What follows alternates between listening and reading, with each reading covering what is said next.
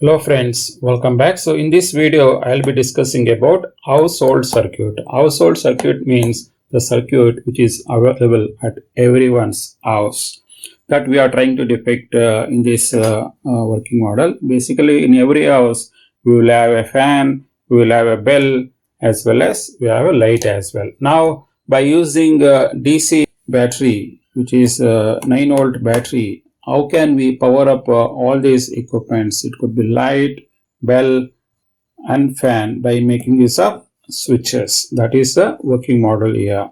Now we are trying to implement it here with this battery, 9 volts battery. When we are connected to a switch, whenever we are switching on this, let's say we are going to switch on this switch.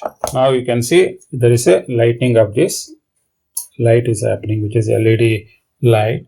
Similarly, we can do a bell by using this switch on bell, and we can use this switch for switching on the fan as well. See, so this is how we can easily represent the household circuit.